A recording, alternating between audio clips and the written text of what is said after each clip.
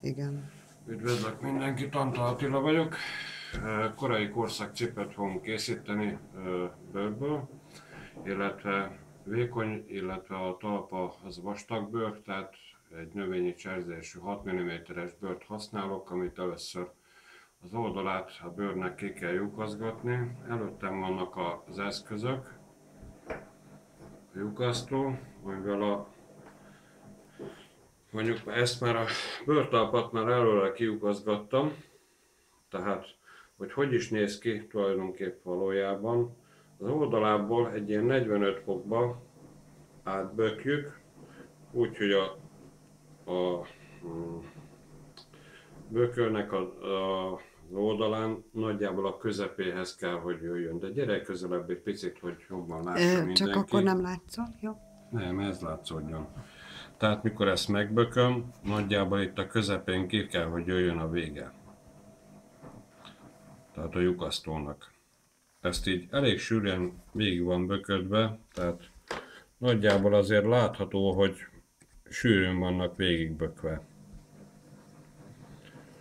Kell hozzá majd egy ilyen egyszerűbb fogó is, mivel 2 darab tű kell hozzá, és ez egy kimondott varró bőr cérna, de ha közelebb jössz, akkor hogy látható legyen a különbség, hogy ez egy sima cérnához képest ez a bőr varró cérna mennyivel erősebb, mennyivel vastagabb, különbség, hogy látszódjon rajt, illetve akkor kezdjük el varni.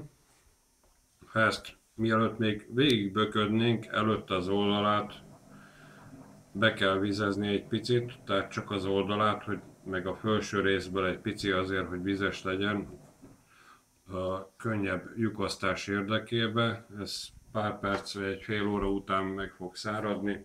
Egy ilyen bőrtalpnak a kilyukasztása körülbelül fél óra, tehát ez nem egy nagy munka, illetve max az embernek a keze fog egy kicsit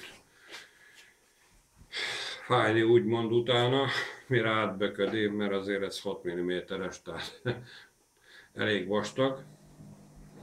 A varrás. Mivel látható, hogy az egyik cérna alul van, a másik viszont fölül van, hogy hogyan is néz ki ennek a varrása. Tehát nem egy egyszerű a varrás, de amikor benn van a tű már nagyjából a helyén, utána kénytelenek vagyunk segíteni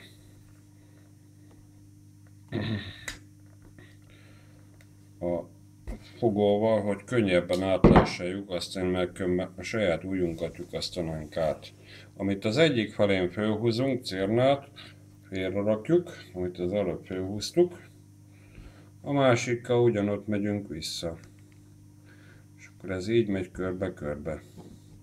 Tehát még végül el nem érünk a cipőnek a legvégére.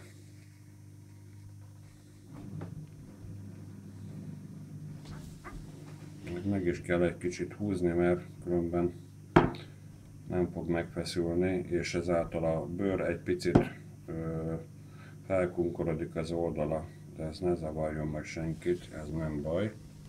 Ez nekünk csak jó, mert ettől tartósabb lesz a cipőnk.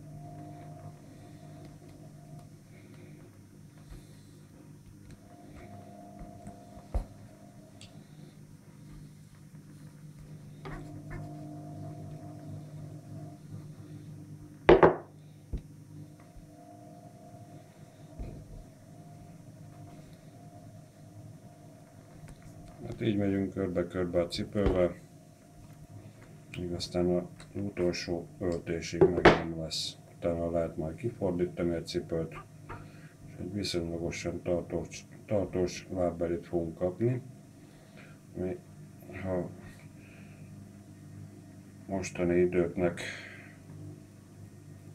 is ugyanúgy megfelel, mint akár sok évszázaddal ezelőtt.